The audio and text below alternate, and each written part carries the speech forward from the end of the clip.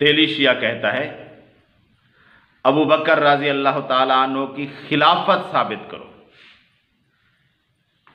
क्या साबित करें? खलीफा होना। ये तो साबित है कि नबी सल्लल्लाहु अलैहि वसल्लम के बाद मुसलमानों के खलीफा कौन बने? अबू बकर रज़ी अल्लाह ताला अन्हु। इसमें कोई इख्तलाफ ही नहीं है कि नबी सल्लल्लाहु अलैहि वसल्लम के बाद मुसलमानों ने अबू बकर रज़ी अल्लाह ताला अन्हु को खलीफातुल मुस्लिमीन चुना। फिर एतराज़ क्या है?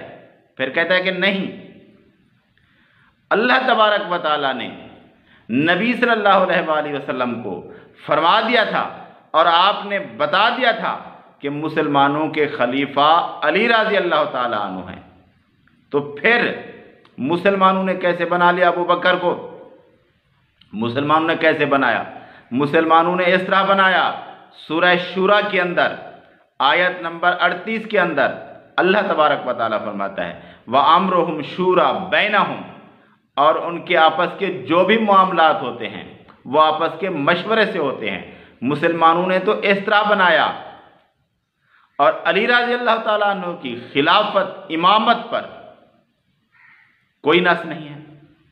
हम कहते हैं कि किसी की खिलाफत पर कोई नस नहीं है, तो फिर हम आपके लिए कुरान व हदीस से नस कैसे पेश करें जब हम कहते ही यही हैं कि कोई नस नहीं है, ना अबू बकर की खिलाफत पर, ना अली की खिलाफत पर रज़ी अल्लाह ताला अन्हुमा।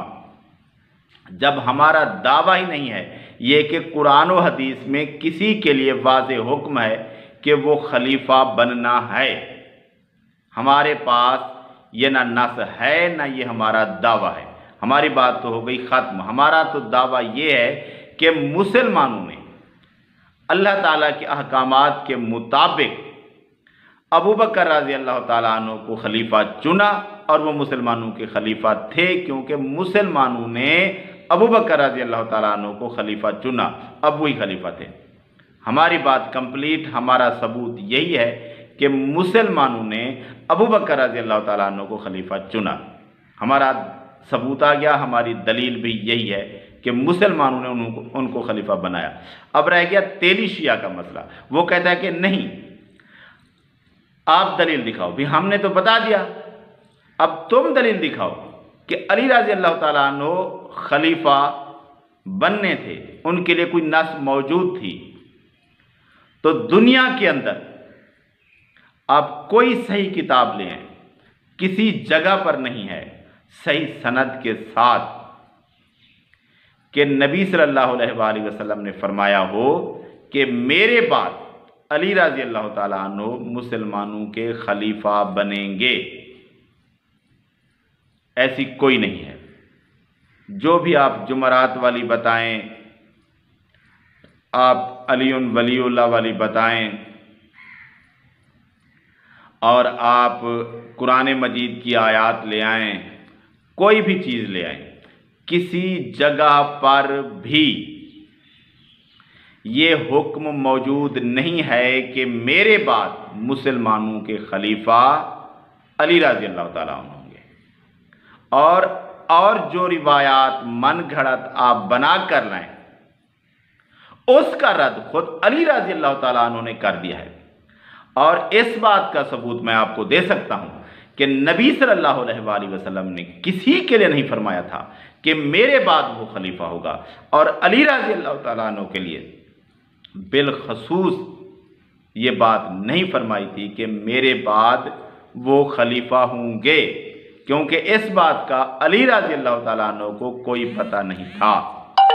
यही चाहते हैं ना आप सबूत, कि इसकी कोई वाज़ेह दलील हो।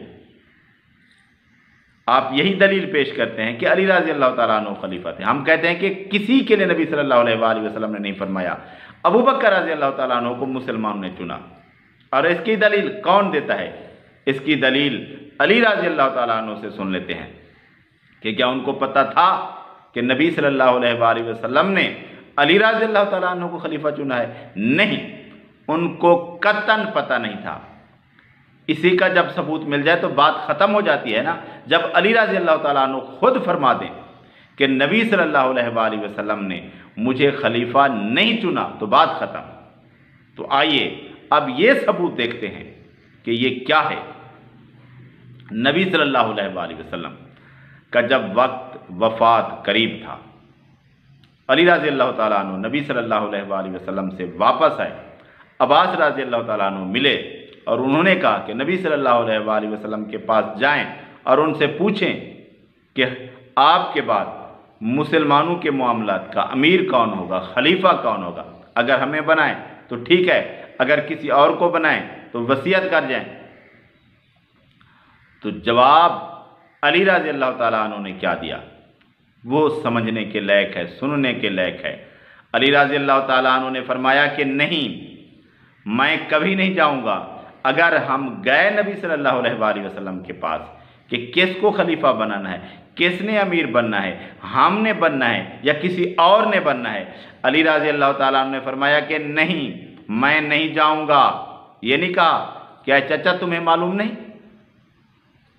कि मेरे बारे में नबी सल्लल्लाहु अलैहि वसल्लम ने फरमा दिया है कि मैं खलीफा बनूंगा, मैं अमीर बनूंगा। पहले तो ये होता कि अब्बास रज़ी अल्लाह ताला अन्हु कहते ही ना, और दूसरा अगर उन्होंने कह दिया था तो अली रज़ी अल्लाह ताला अन्हु फरमा देते कि चचा आपको पता नहीं है कि नबी सल्लल्लाहु अलैहि वसल्लम ने तो मेरे बारे में फरमा दिया है कि मेरे बाद तुम मेरे वसी हो, मेरे खलीफा हो, तुम ही मुसलमानों के अमीर हो, इमाम हो। नहीं, बल्कि ये नहीं फरमाया, फरमाया कि मैं कभी नहीं जाऊंगा।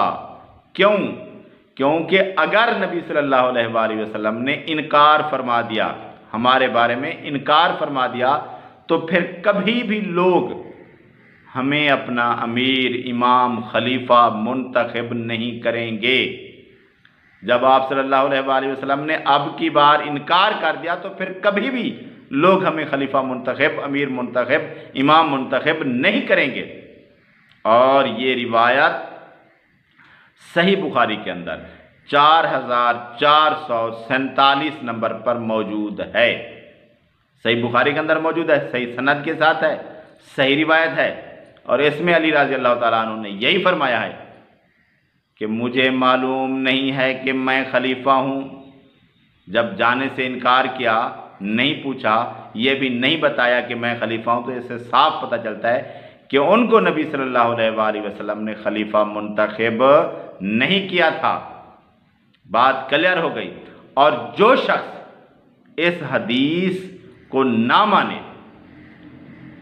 तो उसके पास फिर और कोई रास्ता नहीं है। वो सारी हदीस की किताबें झुठला रहा है, क्योंकि जो भी फिर वो बयान करता है, जुमरात वाली हदीस और दूसरी मन कुन तो मौला, और जितनी भी रिवायात बयान करता है वो इस रिवायत से ज़्यादा सही नहीं है। जब इसको नहीं मानना तो फिर बाकियों को क्यों मानना? सही मानना है तो जब ये सही हदीस है जो वाज़ेह है, इसको भी मानना पड़ेगा। जो अश्कालात वाली हैं उनको भी मानना पड़ेगा, उनमें कोई वाज़ेह हुक्म नहीं है, इसमें वाज़ेह बात है। जब वो सही हैं तो फिर ये सही है, उनमें बात वाज़ेह नहीं है, इसमें वाज़ेह है। जब ये गलत है तो फिर सारी गलत है, जो वाज़ेह भी नहीं है। कुछ तो इससे कम दर्जे की सही हैं और वाज़ेह नहीं है, और कुछ इससे निचले दर्जे की हैं, कोई हसन है, कोई ज़ईफ़ हैं। जब ये सही रिवायत और वाज़ेह रिवायत नहीं मान सकते तो फिर कोई और रिवायत भी नहीं मान सकते। और जब अली रज़ी अल्लाह ताला अन्हु का वसी होना, खलीफा होना साबित नहीं होता तो फिर क्या बचता है कि किसी और के बारे में फरमाया हो कि वो खलीफा होगा, और ये भी सबूत नहीं है, तो फिर बाकी क्या बचता है कि फिर जब किसी के बारे में नस नहीं है तो फिर मुसलमानों को इख्तियार है कि वो किसी को खलीफा मुंतखब करें। और फिर मुसलमानों ने क्या किया? अबू बकर रज़ी अल्लाह ताला अन्हु को खलीफा मुंतखब कर लिया। तो ये हो गया अबू बकर रज़ी अल्लाह ताला अन्हु की खिलाफत का सबूत कि इसके ऊपर नस कोई नहीं थी, और ना हम नस का दावा करते हैं, और जो नस का दावा करते हैं उनके पास कोई नस नहीं है। जब नस नहीं है तो मुसलमानों ने अबू बकर रज़ी अल्लाह ताला अन्हु को खलीफा मुंतखब किया, और इस बात को कोई रद्द नहीं कर सकता कि मुसलमानों ने अबू बकर रज़ी अल्लाह ताला अन्हु को खलीफा मुंतखब किया।